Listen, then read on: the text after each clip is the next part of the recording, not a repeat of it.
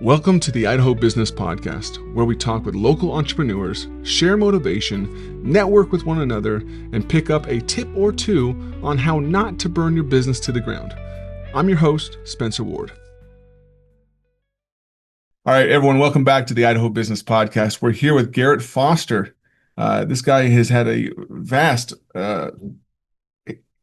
experience and history with construction, and he currently is an owner of Prevail Legacy Builders, not to be confused with any kind of building right now, but he's building legacies for your businesses and helping people to scale their companies, even though he has had an exit from a construction company, and he's helped build other construction companies to very successful realms and their businesses. But Garrett, welcome to the show. Thank you. Thanks for having me. Awesome.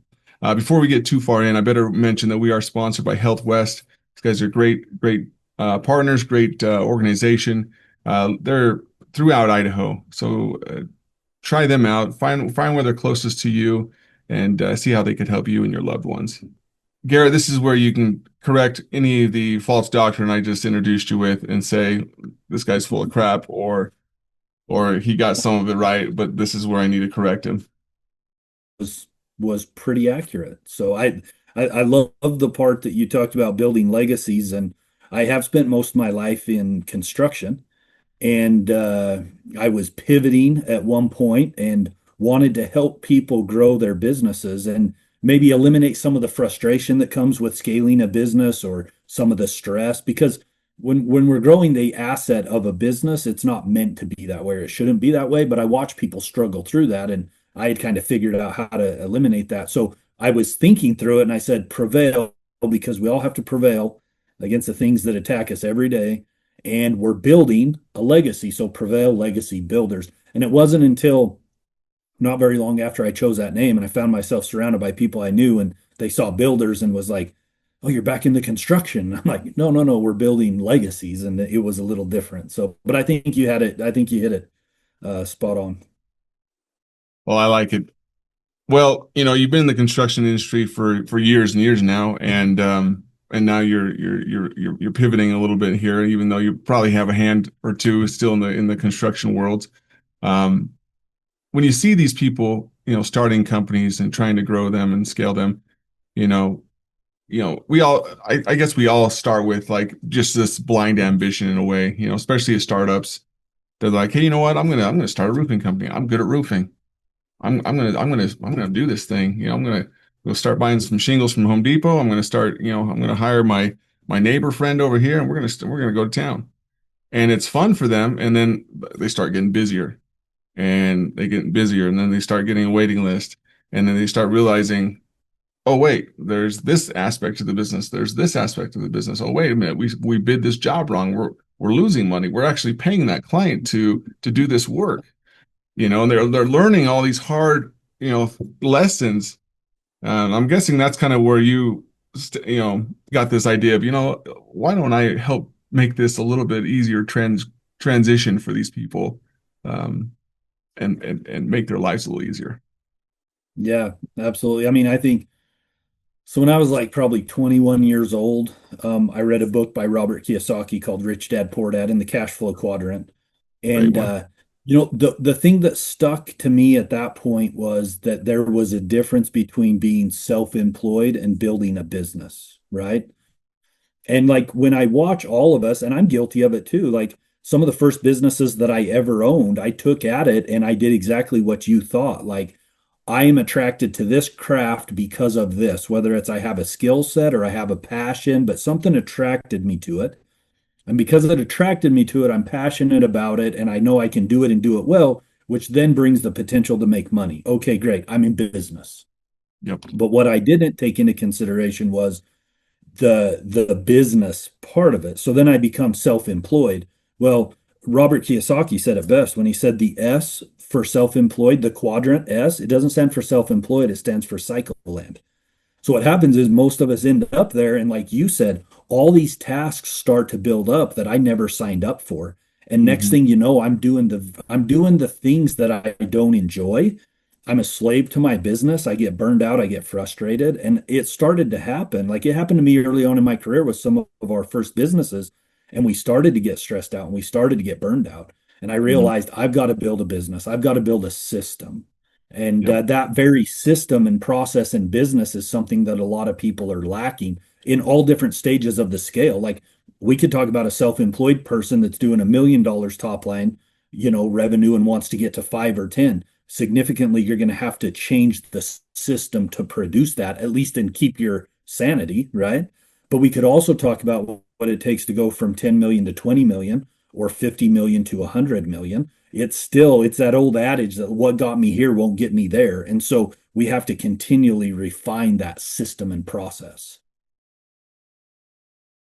Yeah, that's great. I think a lot of people, let's take the roofing situation again. They're starting to get busy again, and not again, but they're getting busier, and then all of a sudden their friend they were roofing with sees them not roofing with them, but they're doing bids or they're doing writing checks for this or filling out some workers' comp information here, and then there starts to be some maybe some hard feelings like, oh, you're not out here roofing, you're not doing the work. Once you get to the point that you're busy like that, you shouldn't be doing the work as the owner. Right. You're Right. losing money if you're down doing the work. You need to be out doing the things that an owner needs to be doing. That doesn't mean you should be doing all the HR. It doesn't mean you should be doing all the the all that secretarial and admin stuff, but you need to be finding things that is producing revenue for your company and making systems, those SOPs for your company as well. Yes, So, absolutely. We always ask. I actually just spent this morning with an individual who has a business about $5 million top line, making good bottom line too. But just trying to figure out like why do I not feel satisfied or what is going on here? Because I had even reached some points where I thought that was going to be success and I don't feel success and all those things. And like we started by asking like what's the end goal?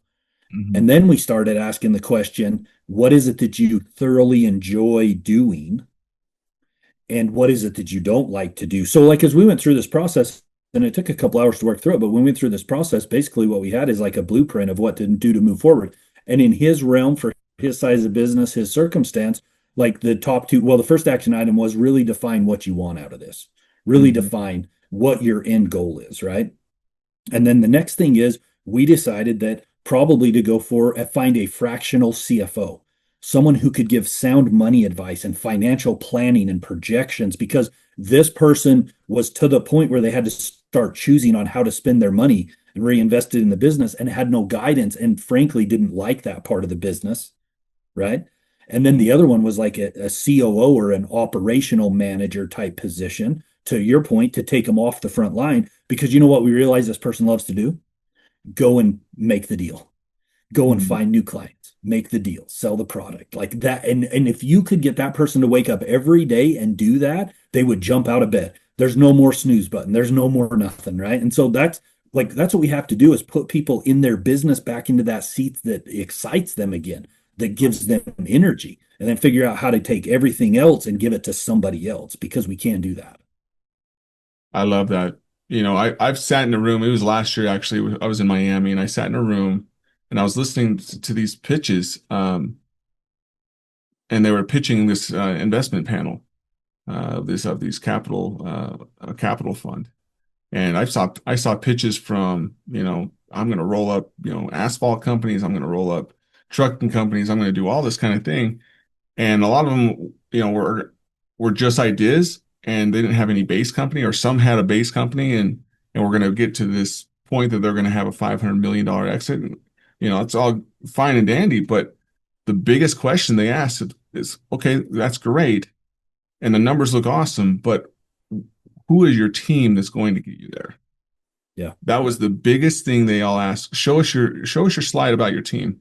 Tell us how, each one of these people are going to play a pivotal point, and a role to getting this to the finish line. Yeah. And so just like you said, it's so true is that, you know, especially when you're doing, roll ups and exits to that size, and trying to do something to that magnitude, you have to have people that know and want to be in those roles, Yeah. because if like you said, if they're in their beds and trying to hit the snooze button because they're going to dread waking up that day, going to take complaints from clients all day and nothing else, you know, it's not going to grow. It's not going to scale for you. No. Absolutely. Yeah, that's the next step too, right? So once we get ourselves in a spot where we're able to do the activities that give us energy and that we get excited about and that we're good at, then how do we take the team and get them all in the same seats or the right seats to where they're getting energy? And then like that's the key, right? You talk about unlocking the combination is right there because if you get a team full of people that are excited to show up every day and they align with our core values, our mission, and our vision, like that's the combination like that you just cracked the code right there. Like obviously we're big on standard operating procedures and systems and process and certain KPIs and metrics and business health and financial systems, like all that stuff, those all have a place, right? But they can't replace the magic of the team. They won't Yep. replace the magic of the team, and quite frankly all those other things will be figured out if you have the magic of the team. I like it. When it comes to, you have the team and you have the right people in the right place, you know, let's talk about the bus test. We call it the bus or the lottery test. If you get hit by a bus or win the lottery and you leave the next day, what's going to happen? You know, and uh, what do you how do you go about with your SOPs and stuff, making sure those things are in place for your teams? Yeah, that's a great question. I think so. First of all, I think it comes in stages. The first thing I have to do personally is like prepare myself mentally and emotionally to not be involved. Sure. And oh, that sounds easy, right? We always say, says easy, does hard. Everybody I talk to is always like, that's what I want is a business that runs without me. And I'm like, well, then quit showing up. Well, I can't Yes. not show up. Like, I got to make every decision. It's like, okay, then we got to work on you first, right? So first of all, we have to prepare ourselves mentally. And like Spencer, there's a lot of stuff that goes into it. Like, I hate to get like overly soft and everything, but there's like a lot of psychology and emotional stuff that goes along with that we actually have to work through.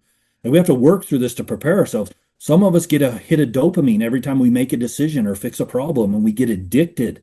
We get Yep. addicted to that. And so it's not even that we can't step away or that we like it's just that we won't or we're Yep. unwilling to. And so we have to start to work towards that addiction, let's say it is, or our ego, because our ego tells us that I need to be in charge and I need to make decisions. And we just need to understand that. And so we can start to strip it back and work through that. But then once we do that, then we're able to step back and say, okay, functionally, like what does this company need to succeed? And when we start setting it up, we do it structurally. So we start talking about who are the right people on the bus, get the wrong people off the bus, now get everybody in the right seats. And once we do that, like, now what is your job? What is your role? What does accountability look like? What Sure. metrics are we holding to? What does health looks like? And then we can get into the strategy, right? So now the strategy is like, do we come together quarterly, annually, and do we have a strategic plan? Are we doing a SWOT analysis? Are we doing like all those things fit into it as well? But really, I like to live by the 80-20 rule, and that is if somebody else can do the job 80% as well as I can, that unless I enjoy doing the task, it's critically important that I do it and nobody else. But if I don't enjoy doing it and it's not critical that I do it, and someone else can do it 80% as good as I do, then I let them do their job. And I have to coach myself that 80% is okay. Yeah. Now, the cool thing is a lot of times I prepare myself for that 80% and then I find out that they can do it as good as me or maybe even better. But I have to coach myself to say, you're going to watch a result that's not as good as what you can do, but that's okay. Because if you buy back your time and give away that task and they do it 80% as good as you can take and apply your time over here. And the benefit to the business with you being here and your own happiness and your own energy is worth it. It's worth it, right? And then we get the business result because we also have to get the business result. So we're maintaining our metrics and our business results with that. If we say, oh, somebody can do this job 80% is good, but all of a sudden it's a sales position, and all of a sudden sales start to drop off, and it starts to compromise our metrics and the health of the business, then we can't just sit around and like, high five, I delegated, like it'll be all right. No, we have to start to act on that. That's right. So it's a combination of systems, people, getting them all set.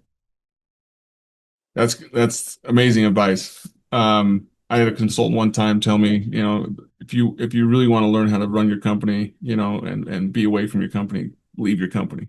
It's like, go. I knew one guy that literally went to Costa Rica for 6 weeks with his family, and he learned. He's like, okay, I'm gonna trust him. I'm gonna go out and I'm gonna go, for the summer. I'm gonna go bring my family. They did it, rent an Airbnb, and he learned, okay, this is a problem.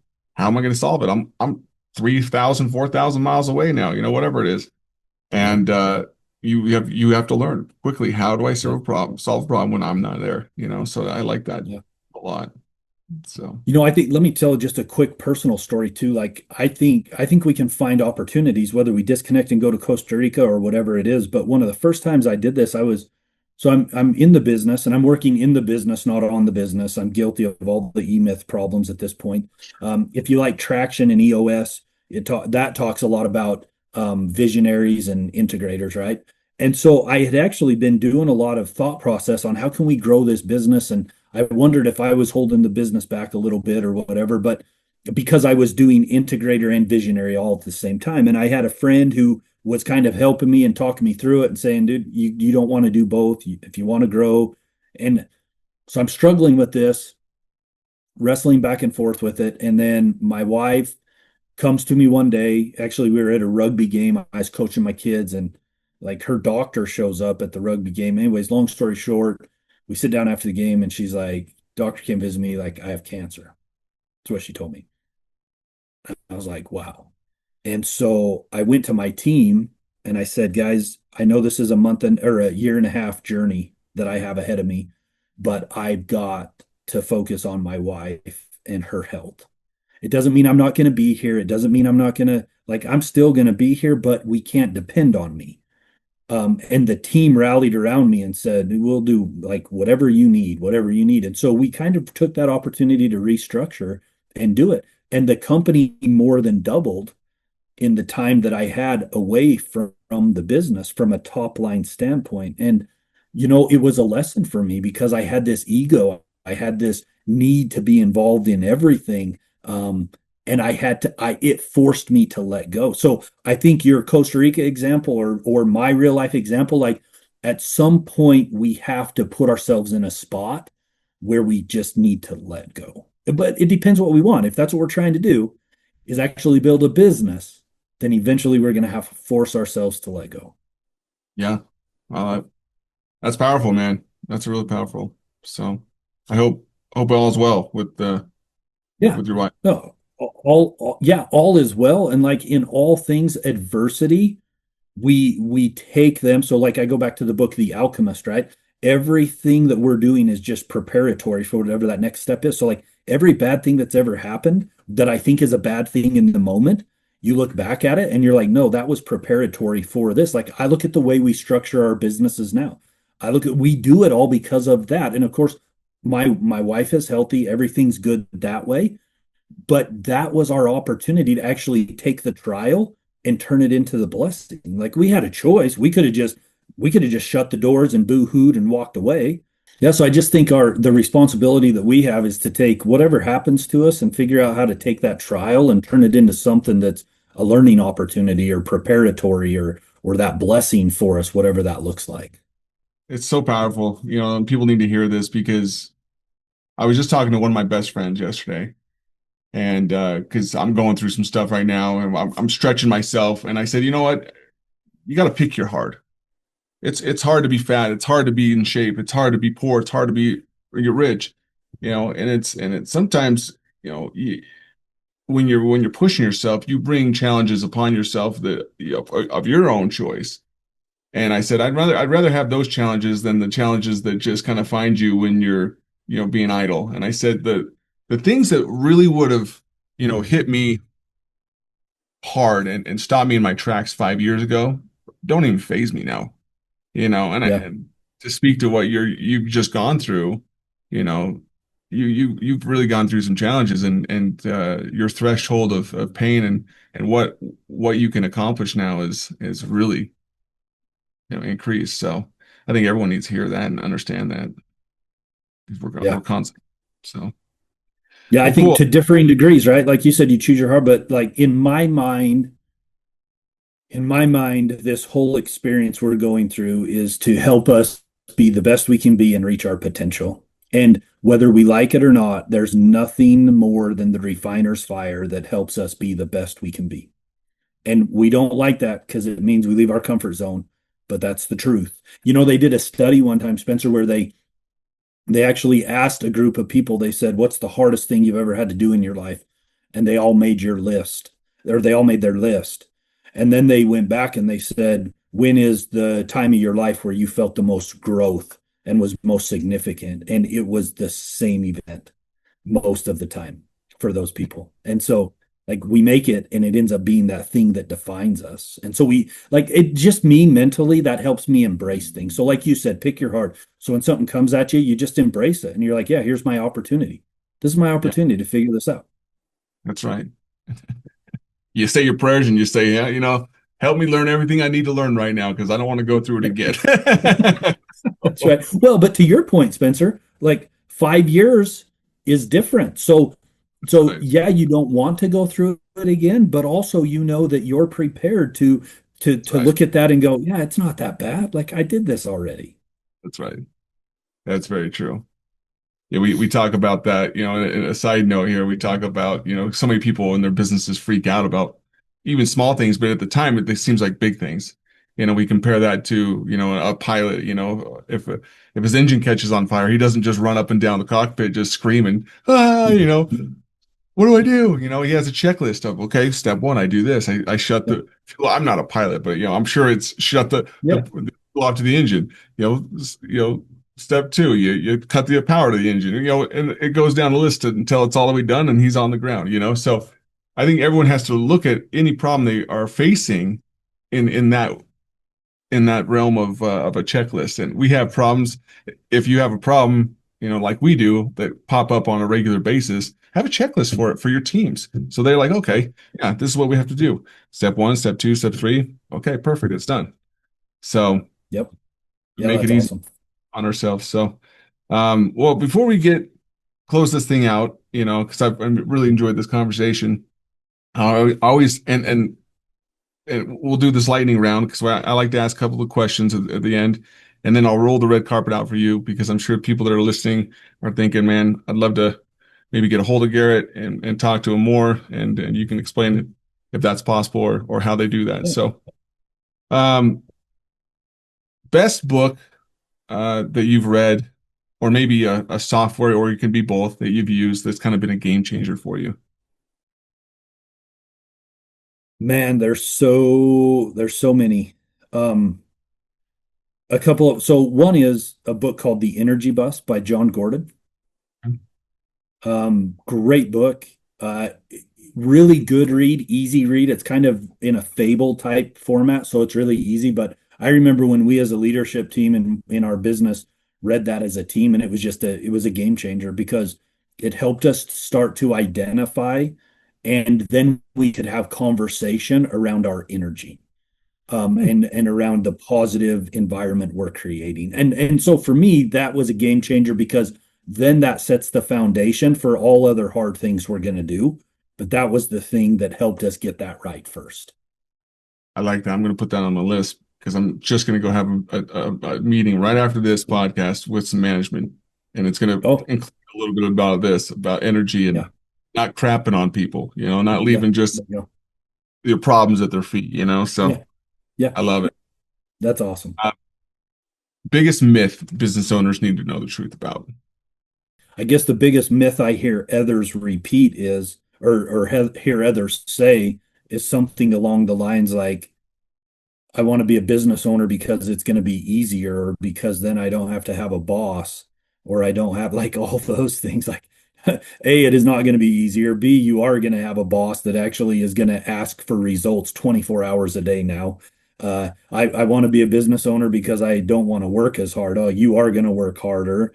It's just you have to want to be a business owner because of the chase and because of the fight and because of the accomplishment. They asked a lot of entrepreneurs, like, why do you do this? And they're making ranges of all kinds of sorts of money. But at the end of the day, it was because they understood the mission of what they're trying to accomplish. And it was just the fight. Like they just love the fight. They love to show up and try to win every day. That's awesome. And then last question, what's one question I should have asked that I didn't? And then I'll roll out the red carpet for you. Oh, I don't know. I think a lot of stuff comes down to our why. Yeah. And so I think one question that's always good to discuss is like, why do we do what we do? Yeah. You know? Um, so yeah, that could have been a question maybe. I think we got there in a roundabout way, but Sure. No, I'm a huge we've talked about that in episodes past about our whys and understanding that and the motivation behind you and no that's powerful stuff for sure yeah. because it can't just be like I want to be a millionaire. Yeah, you won't get Not there. it. So Yep. cool. Well, like I said before, if there's people listening, which I'm sure there are, that they're thinking, man, Garrett knows his stuff. I'd love to talk to him more. Are you taking on clients? And if you are, how do they get a hold of you? How do they go about that? Yeah, absolutely. I mean, I'm always trying to work with people. We have a lot of strategic partnerships we work through as well. So, like the opportunity to network and work with people, and yeah, sure, there's a client relationship at some point, but there's also just I love to see people succeed as well. So I'm always open for any kind of that. I mean, we have a website, prevaillegacy.com, also Garrett at prevaillegacy.com email address. And then from there we could go, in any direction. But like yeah, sure. Of course, there's a business model behind it. But you strip all of that back. And I've always lived by the philosophy, if you help enough other people get what they want, you'll have what you want. And so like, that's the primary focus is how do we help people get to a place? And the crazy thing about it is sometimes it's a 5-minute conversation, which I love having those of somebody who needs to hear it from someone else that they should believe in themselves and what they're doing, or hear that somebody went through something they're going through and that there's light on the other side or whatever that is. Like those are just the things that we do for each other as human beings because we're all living this experience. And at some point when I was younger, somebody helped me see through the pain as well. And like we owe that to every other individual that's living this life, as well as like I will say this, the small business owner is the backbone of America, and it is under stress, meaning that it's the ma's and pa's and the small business owners across America that really make our communities great. I'm not trying to talk about about big business or corporations or anything else, but they are not the same as me who owns a business and my son plays football for Rigby High School, and I too want to see everything in that community go well, right? So my success leads to the success of our communities more than anywhere else. And not only that, but we create winning cultures all throughout our communities, and we can start in business and then we can give back. I want to see small business across America be as healthy as it can be, Yeah, because that'll make our country better, I guess. for sure it will. I love it. I appreciate you taking the time, Garrett, and sharing your experience. And man, this is a powerful episode. So, Yeah, thank you. Thanks for having me. It's been yeah. fun. And then anyone that's listening, if this impacted you, which I'm sure it did, share with someone else that you think this could impact and really help. And let's just keep this thing rolling. So, as always, be happy, be grateful, and find opportunities to serve others. And have a great, great day and great week, guys. Adios. And see you, Garrett. See ya. Thank you. That's it for today's Idaho Business Podcast. Hopefully you learned something new. And if you didn't, I've got a cheat code for you. Go to theidahobusinesspodcast.com, enter your email, and get my 20 golden rules for business. It's packed with my best advice, plus it's free. Subscribe, leave a review, share this with a friend. Until next time, keep hustling, keep laughing, and keep Idaho awesome.